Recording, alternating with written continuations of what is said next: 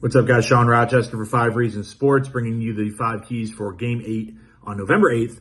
Heat at Grizzlies. Before I do that, Finish Line is our sponsor for these 5 keys. Use the link in the description. Get yourself $10 off of a $100 purchase from Finish Line. You need socks, shoes, gear, hats. They got you covered. All the athletic gear. Finish Line, you know what it's all about.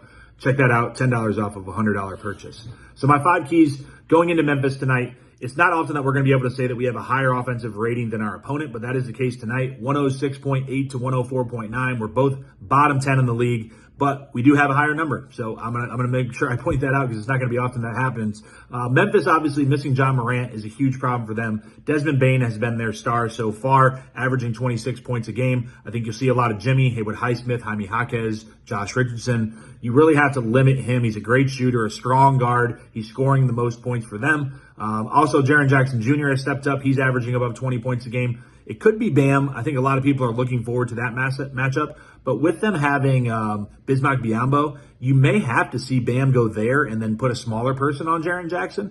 We'll just see how the Grizzlies kind of line things up. Bismack obviously is limited. He's going to play hard. He's a hustle player. But size-wise, I don't know if you would put – I guess you could put Kyle or Jimmy there maybe and kind of let him roam.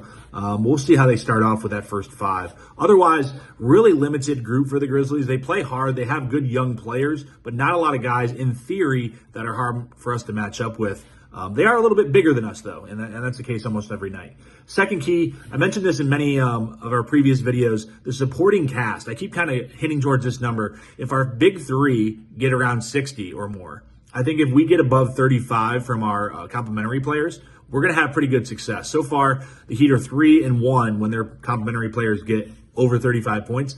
Obviously, a small sample size. We're talking about 4 games, so we need to see if that stays the case. The Grizzlies are very good at defending the rim, but they also allow the second most 3-point attempts and the third highest 3-point percentage. So maybe guys like Duncan, Tyler, our outside shooters, could be Kyle maybe if he wants to take some shots tonight, can get going from the outside and really bury the Grizzlies from deep.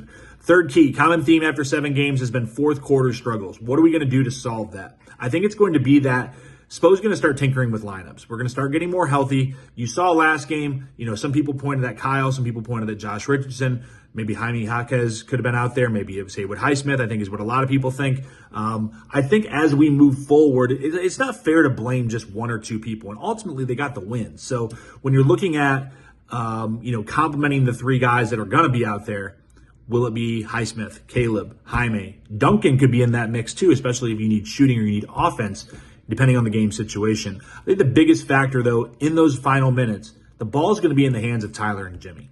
Not so much Bam, sometimes, but mostly Tyler and Jimmy, and how do they initiate offense and allow others to play off of them? Because you can't really put it in the hands of Kyle, Josh, Caleb, etc., and expect them to be the creators. It comes down to, in the NBA, your stars creating. And hopefully some of these fourth quarter troubles will iron themselves out.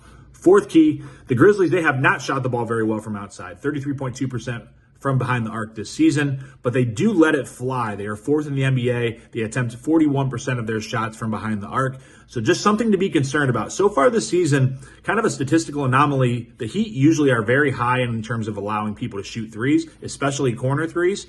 And the Memphis Grizzlies are actually 2nd in shooting threes from the corner this season. So keep an eye on that. That's a zone that the Heat usually will allow to give up because of their defensive principles.